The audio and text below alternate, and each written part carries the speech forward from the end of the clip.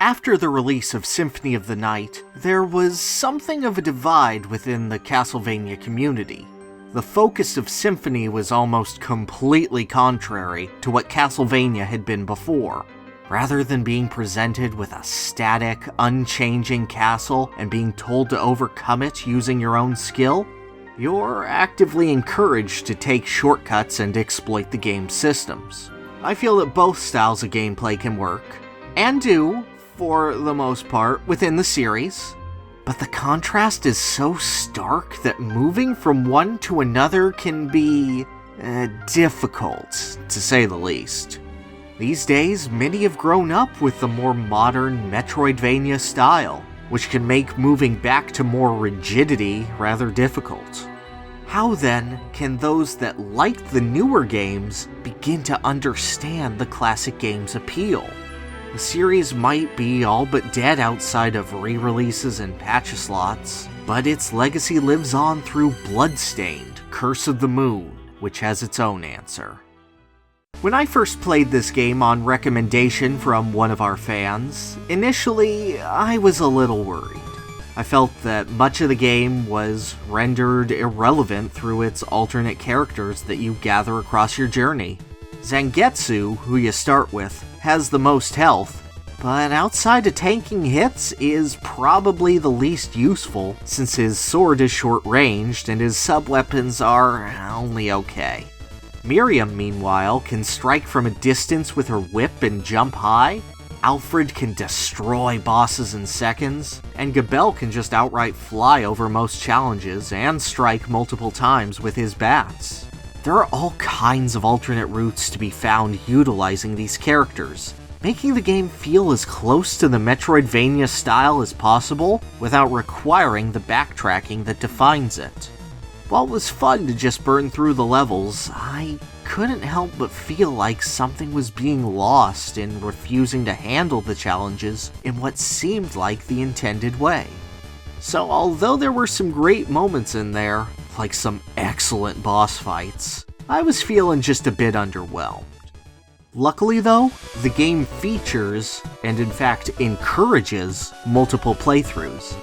After you beat it with all characters, you unlock the Nightmare mode, where you start with everyone except Zangetsu.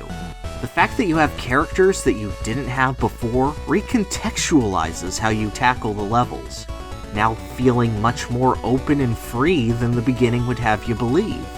The mode is still harder than the first, since you don't have Zangetsu's safety net of health to fall back on, which means that you have to rely on finding alternate strategies more and more. The exploration becomes the challenge, rather than a means to avoid it. At the end of the game, you're treated with a courtesy. You don't have to do the difficult Stage 8 again. Instead, you get an entirely new stage, and it's my favorite in the game.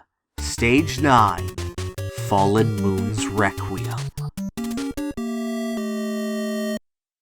The base game has a unique live system. A life will only be lost if all characters die, with each having their own health bar, leading to careful management of who is healthy. Not so in the Requiem. Instead, the three characters are forced to go through their own individual challenges. Already, this is removing a huge safety net from the player, as they're forced to go through each area with essentially 1/3 of their health for each life.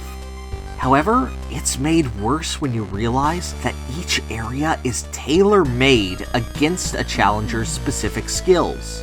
These creepy Cthulhu lion things are too wide for Miriam to jump over, and spew out projectiles that force her in close despite the long range of her whip. Rather than focusing on big enemies, as is his specialty, Alfred's section instead forces him to rely on his poor platforming skills and his shoddy physical attack. And Gabelle's section? Oh, his bit is just a delightful exercise in frustration.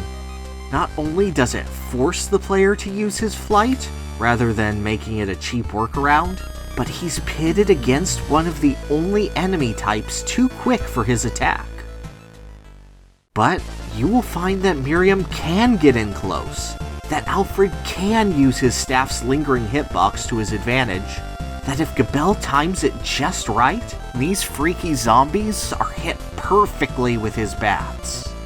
And each ends with its own mini-boss, none of which are particularly difficult, but to give you the sense that overcoming your own discomfort will be rewarded with satisfaction and awesome moments. At the end of this challenging road, there's a long, creepy staircase, and you open a door. A final respite is given to the player, letting them fill up on energy and sub-weapons should they need it. When prepared, the player enters this last door. See Zangetsu smash a glass while he waits on a throne, and the one left behind strikes back for your true final battle. Immediately it's chaos. 2 of your party members are down, leaving you with Miriam. Zangetsu is incredibly fast, making it difficult to even keep an eye on him, and soon the screen is covered in projectiles, or his fire, or his evil demon hands. It's overwhelming. Death is inevitable. Frustration grows with every life lost. But your party members are still there to help, to give you an opening as they make platforms of bats, or charge through his fire with their shield. You've come so far. You're not going to give up now. And through this struggle, you'll realize that Zangetsu isn't as chaotic as he appeared. He has patterns. He has places where you can stand and be safe. He has clear moments when he should be attacked. And when it's not you who lands the final blow, but Alfred desperately preparing a final spell, you'll realize that you're ready to leave the cheap tricks behind. The whole of Nightmare Mode, and especially its last level, is something of a tutorial for how to enjoy linear challenges in game design. There is a third playthrough, one with Zangetsu only, which I would recommend to anyone wanting to get the full experience of this game. All of those challenges that you can skip over before, you now have to address directly, as Zangetsu just doesn't have the exploits of his former accomplices. You start to admire the intricacies in the design, because the game taught you to enjoy it. This playthrough was always there for a player up to the challenge, but a vast majority are going to want to cheese through the first time, since it's easier and more options are always more appealing.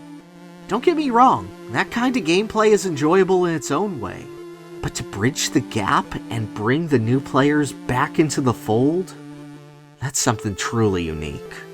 The glass shattering, an obvious nod to Symphony of the Night, is used here as a transition into the past, rather than into the future like it was all those years ago. If you want to keep going, there are even further playthroughs, such as one where Zangetsu doesn't learn skills, feeling as rigid as the first Castlevania. Or the boss rush, which takes linearity to its logical extreme. But none of it's there if you don't take a chance. Let it walk you out of your comfort zone and into a whole new world of gaming. Let it design for discomfort.